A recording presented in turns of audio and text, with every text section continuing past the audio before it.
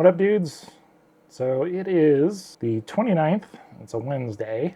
My life is slowly progressing back to somewhat normal again. I am now 2 weeks outside of surgery. So, woo! I'm somewhat back to normal, kind of, sort of, but, we're making progress. So, I wanted to do kind of a condensed version of the build overview on my upcoming M2 XDrive today, and also kind of update you on where things are at. Because there's a lot of confusion going around right now. Some people have allocations, they're in the production queue already, and then there's other people that are like me that are still in 047 status. We're in the order bank, but we haven't received allocations yet or production numbers. And then, of course, there's other people that still have no idea that this is even a thing or has been a thing for like the last month and a half. So, anyway, we're just going to roll through here real quick. Obviously, we have our standard color mix. This is the USA site. This is what you're going to see right now until August shows up. And I think the last I heard is August 8th, potentially, is when this might roll over. It could literally do it like right away when August rolls over, on August 1st, but I've heard rumors that it's going to be the 8th before it actually goes live. So just keep in mind that a lot of things are going to change when that happens, because not only are you going to be able to see the M2 XDrive as an option, you're also going to see the model year change, because right now we're still in 2026 according to the website as it is right now. Everything will roll over to 27 as soon as August comes through.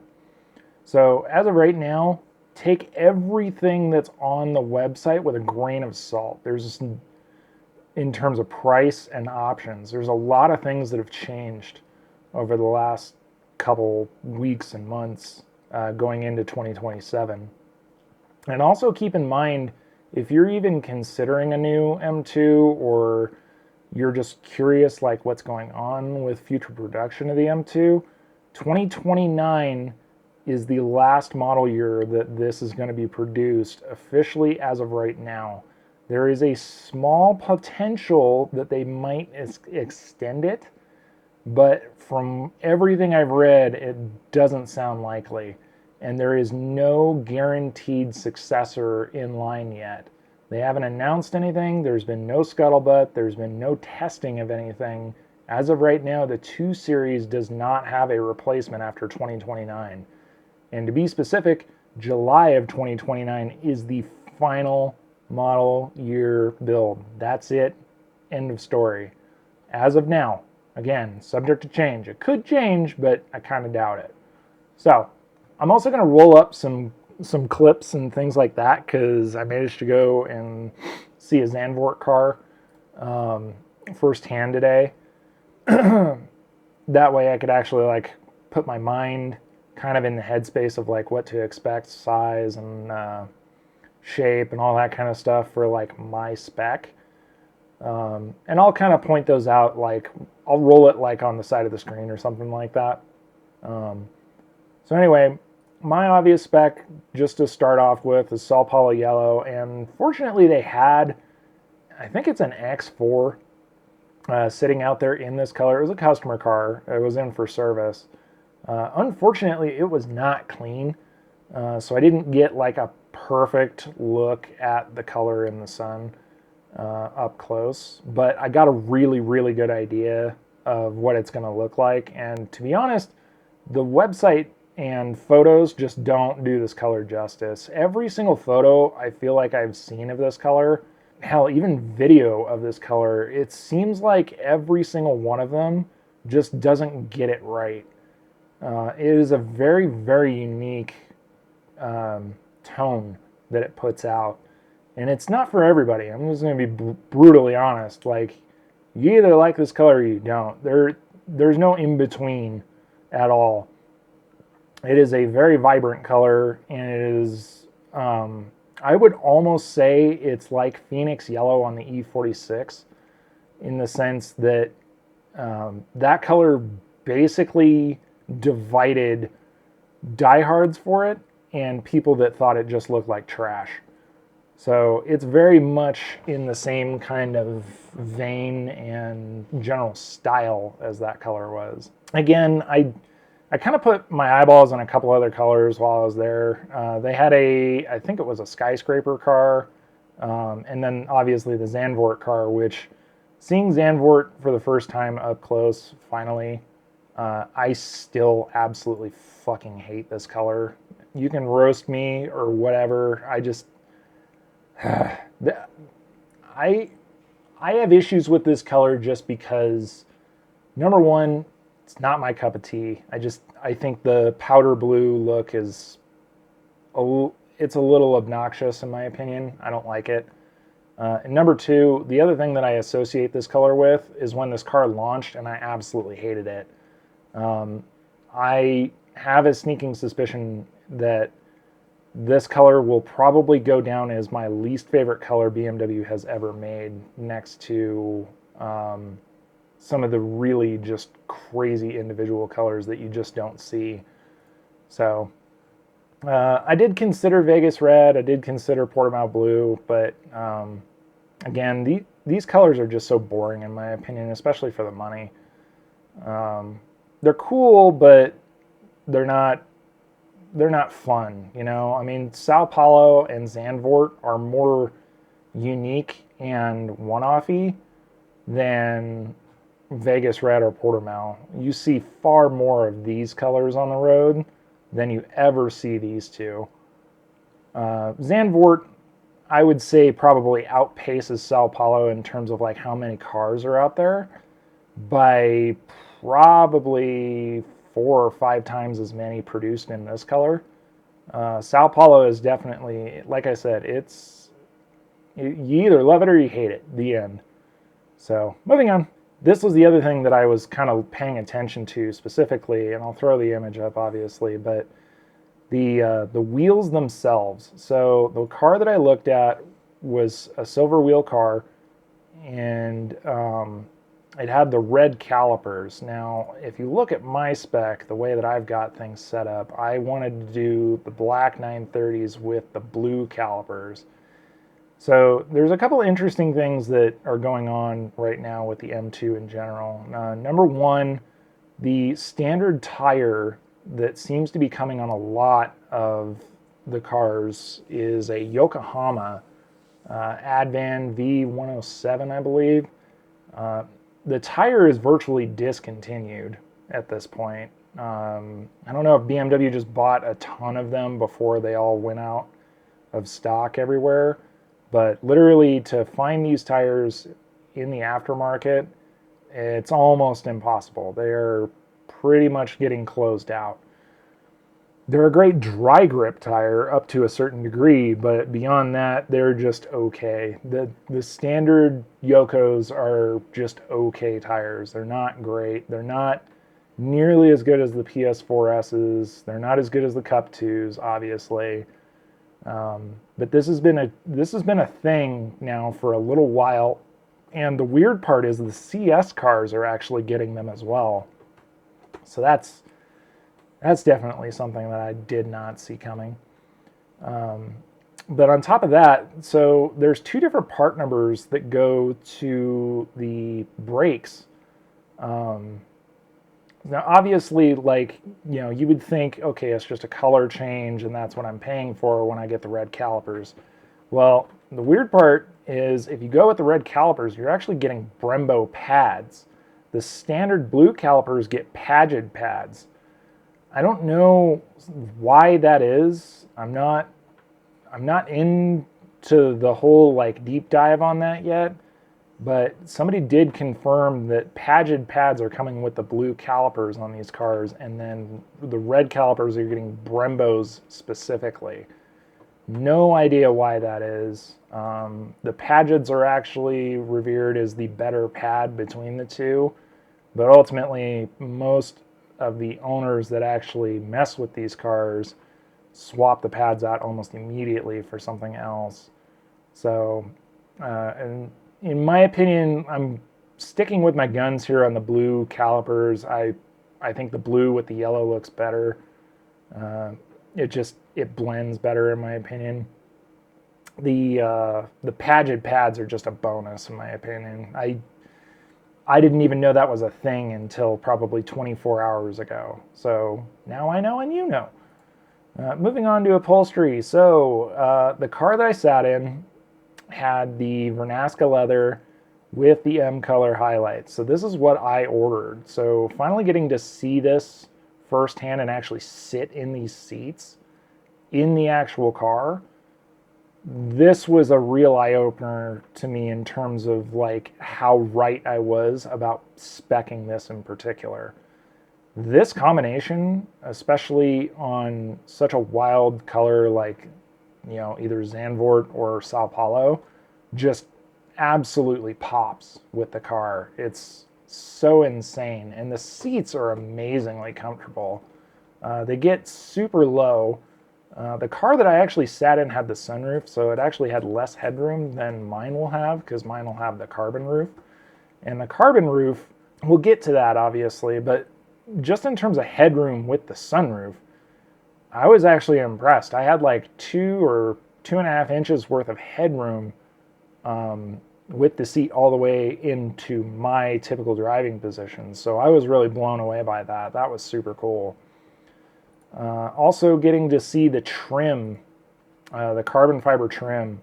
This was super, super cool. I love so like on the 340, obviously it's got the carbon trim just like this. But getting to see the added carbon trim on the steering wheel for the first time, it's so sweet. Like it looks incredible, especially with the carbon paddles behind. It looks super high end, and I was a huge fan of that. So far everything that I've picked out has been absolutely awesome. Now here's where things get interesting, right? Because everything changed in terms of the options list. The lighting package isn't really a thing anymore, at least on 2027. Instead, you get this as your option. There's no more packages per se like this. You only get the carbon pack and that's it. The lighting package doesn't exist anymore. It's gone. I think they just decided everybody was getting it, so they just made it a standard thing. So anyway, moving on. Options, I stuck with the Shadowline lights. Again, this package doesn't exist anymore, and the M Shadowline lights, I'll throw up the price, but I'm pretty sure it didn't change. I'm pretty sure it's still $250. I could be wrong, but if it isn't, then I'll pop that up here.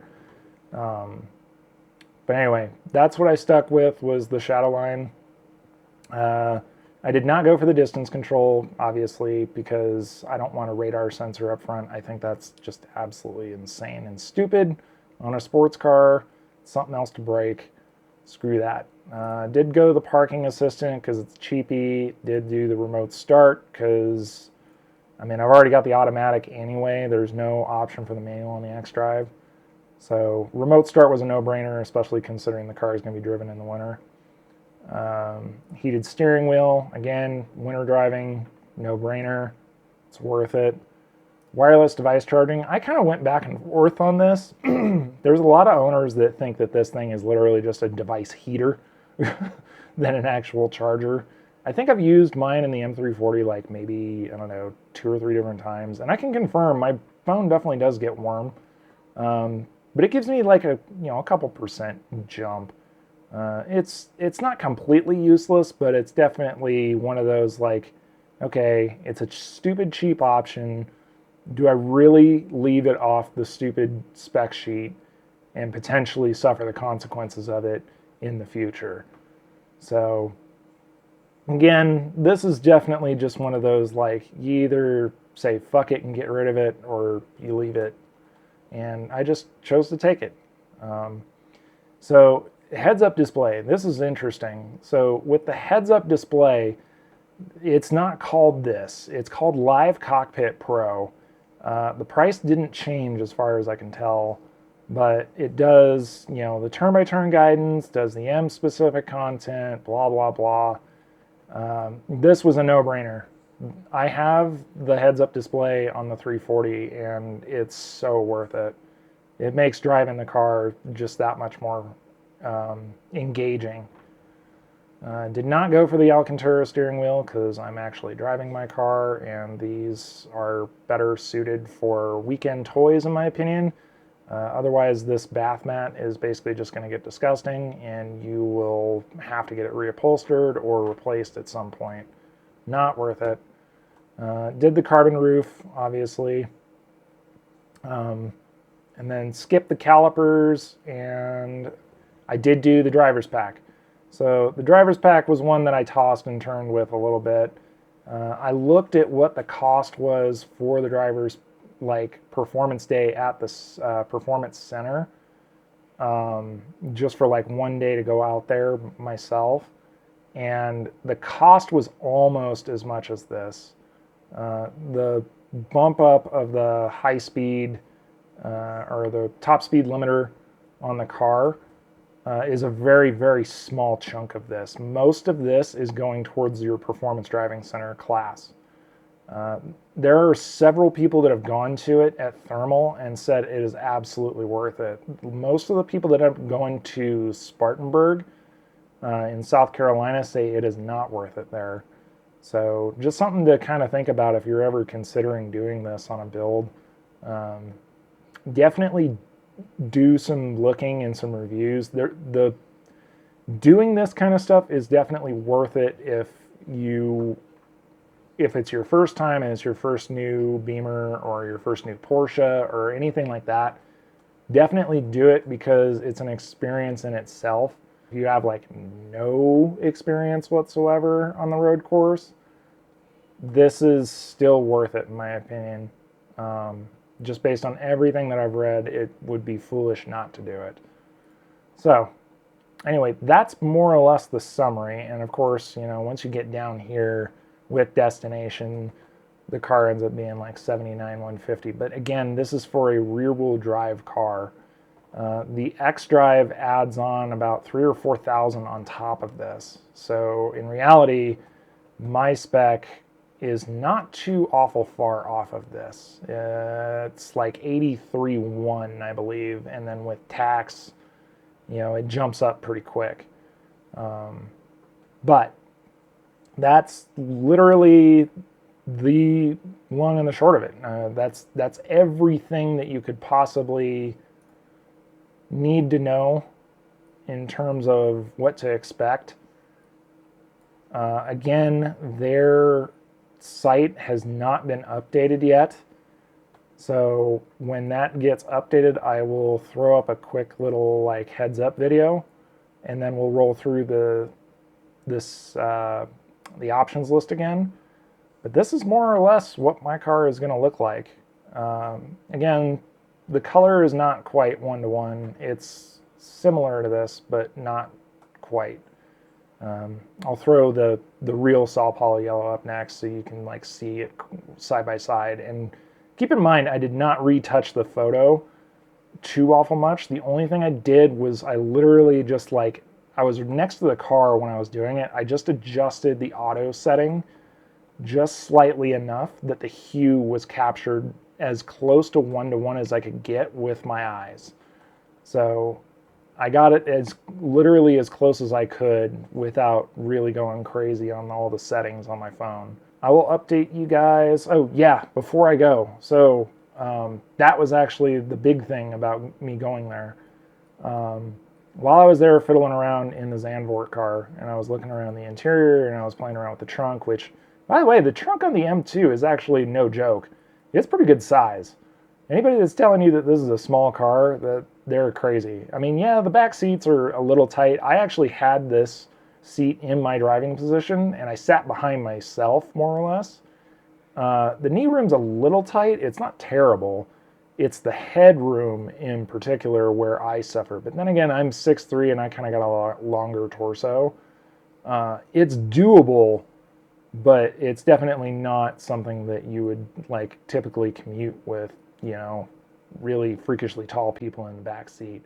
I would say if you're below 6 foot, then this is totally acceptable. It's not bad at all in terms of height. I was only like maybe, I would say like maybe an inch and a half or 2 inches too tall for the roof line. And then of course the legs, I mean, I have long legs and everything, but that said, it still wasn't terrible back here for leg room, which was really surprising to me. I was not expecting that at all. But anyway, trunk aside, you know, with how much fucking space it has in it. In terms of like where I'm at in the order process, I am still sitting at 047 right now. I'm in the order bank. I just confirmed that today. There has been no movement on mine. Now, I've gotten several messages from others that this week they literally got their production number and they are sequenced in the build.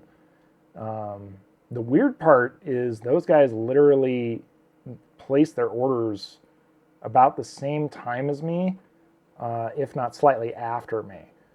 And they started getting their production numbers. So I don't know why, but for whatever reason, my dealership just is not getting any allocations for this particular car yet. I don't know why that is. I don't know if it's just it's a logistical thing because they're rolling them slower out to, you know, the west or something like that. I have no idea.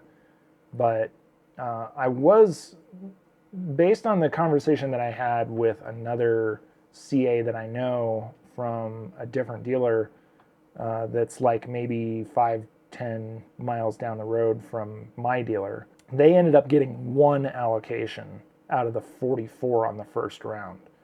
So not quite sure how BMW is going about giving allocations to dealers, but my guess is there's probably going to be a huge pot of them coming out here fairly soon. I would be shocked and amazed if I didn't get my allocation slot before middle of August. But again, you know, it's up to BMW corporate at this point. I don't have any control over it, unfortunately. We're just in a holding pattern.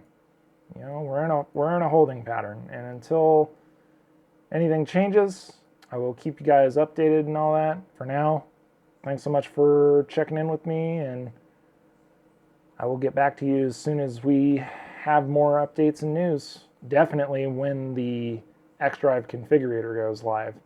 When it does, we'll definitely cover it spec by spec and go through the options list. See you, dudes. You speak, which is every other second, is cacophony, gun